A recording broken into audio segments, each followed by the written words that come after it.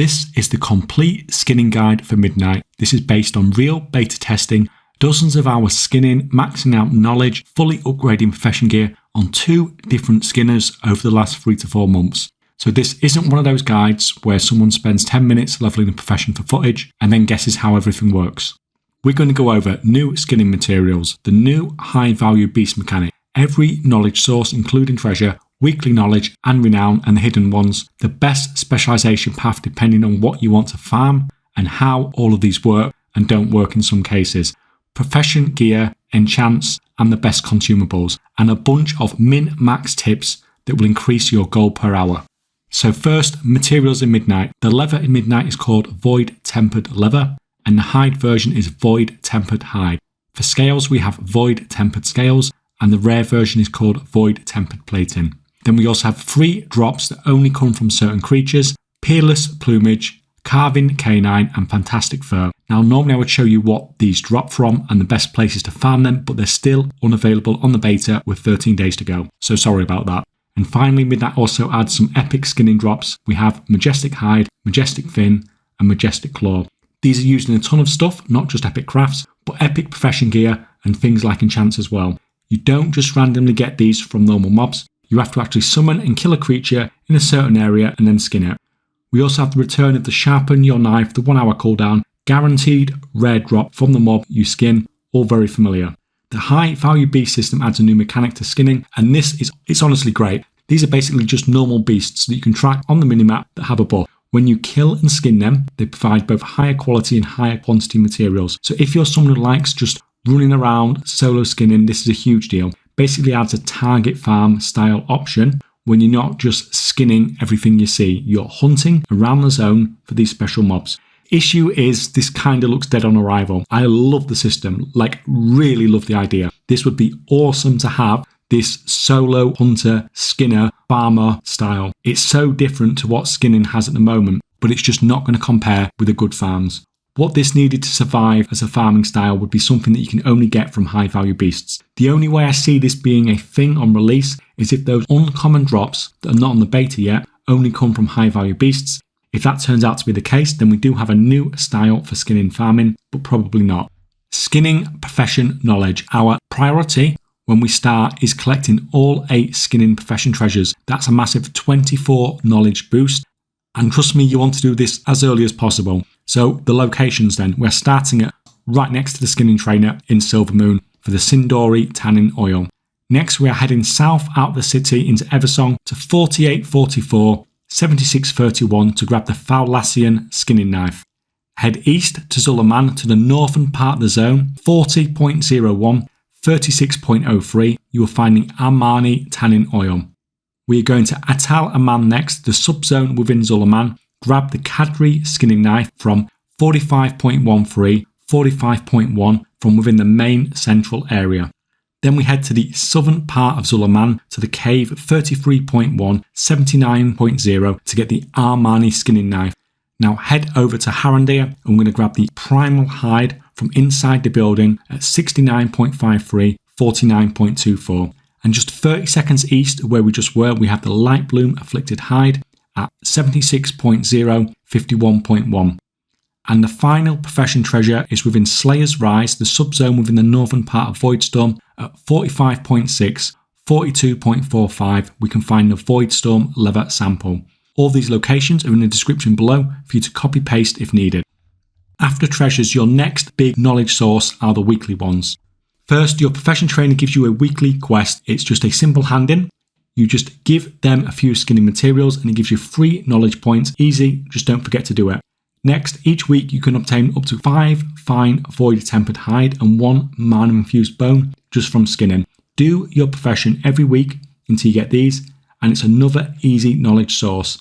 Your skinning journal will tell you how many of these you still have available for the week, so it's really easy to track and to not miss any. Now if you do fall behind on knowledge, Midnight also has catch-up knowledge. For skinning, this comes in the form of mana-infused samples. These only begin to drop after you've completed a weekly handing quest from your trainer and you've looted the mana-infused bone for the week. So if you want catch-up to start dropping, you need to do your weekly stuff first, and then that'll only drop if you are eligible for it. Also, don't forget the Darkmoon Fair. When it comes around at the start of the month, it's just more free knowledge points for a 2-minute quest. Really important thing is Darkmoon Fair will be available during the week that Midnight launches, so don't miss it. At 6 renown, you can buy the Whispers of the Lower skinning from the Reputation vendor, and that gives you 10 knowledge points. Even if you're not focused on renown heavily, renown 6 is very achievable to get early on. This will cost you some moxie, and you do not get a refund like last expansion. And the second one is from the Abundance event. To unlock this, go to Chell the Chop in the main hub area in Zul'Aman 45.0.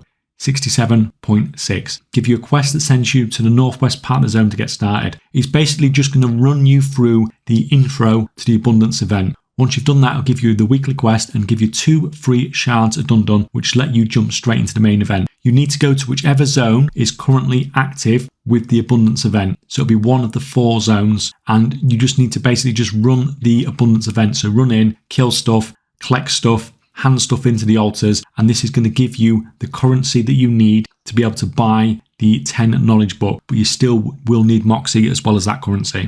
Also, don't forget your treaties. It's a free knowledge point every week. It's small, but over time it really adds up. If you want a simple all-round skinning build similar to the group farming setups we had in the War Within, you can keep things simple, straightforward by putting your points into the relevant sections in Thorough Tanning. From here, you've basically got 2 clear directions. Down the left side into Lasting Leather if you want to do leather farming, or you go down the right side into Superb Scales if you want to do scale farming. But you do need to max Thorough Tanning first, unlike in the footage here. This is the safest build for most people, just buff everything you're going to skin basically. But it depends what you want to do, because to unlock a lot of the stuff in skinning, you need to use knowledge. So let's have a look at some of the other stuff that the knowledge tree can do. Gainful Gathering Node itself is just going to give you some deafness, skinning speed basically. Once you have this maxed out, you're going to start to get Radiant Stomachs drop as bonus loot when you skin. The drop rate is pretty low. You can see me opening some of these here.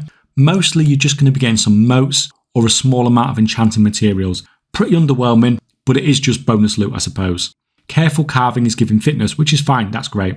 But the carved meat is just terrible. Like just really bad. Don't go here for anything but the finesse stats.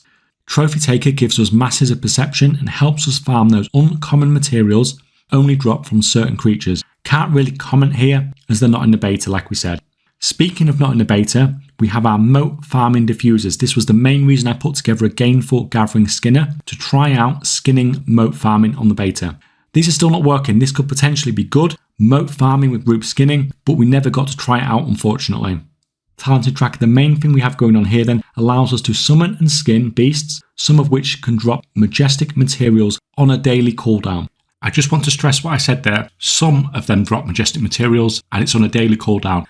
Yes, some of the summons you can kill repeatedly, but those ones don't drop Majestic materials. You actually have footage here of me killing some of these summons as well, by the way. There's some alt army potential here, and it's all pretty cool to be honest. I have a full video talking about Talented Tracker Majestic Beasts because there's just too much to cram in here and give it the time that it actually needs. It's quite specialised, so that video will release at a later date. Now let's talk about profession gear because this is another area where a lot of people lose gold. For skinning, your skinning knife is your top upgrade priority, and it should always be enchanted to match the stat that you want to focus on. Deafness increases your gathering speed, perception increases your chance to get rare materials, finesse gives you a chance to gather extra materials when skinning. Which one you go for depends on what you're farming and what you're trying to optimize for. This isn't like mining and herbing, there's a bit more variety here. If you're not sure, then finesse is probably the default option. Getting more stuff never hurts. I have perception as I was doing some more specialized stuff on the beta. Don't just copy what I've done here because this was just specialized farming. Consumable wise, we have Darkmoon Firewater for a big buff to deafness. We have teas introduced in Midnight. These all give us speed bonus, finesse for Argent Leaf Tea, perception with Sanguiform Tea, or deafness with Azerut Tea. We also have files of finesse or perception as well. And of course we have buff stones again as well, so Refulgent, Razor Stone. All of these are going to help to increase your gold per hour. So that is the complete skinning guide for Midnight. There is a written version of this guide along with about 20 other free profession guides and farming routes on the Gold Making Discord, linked in the description below. If you found this helpful, please leave it a like and let me know in the comments below what you're doing with your skinning in Midnight.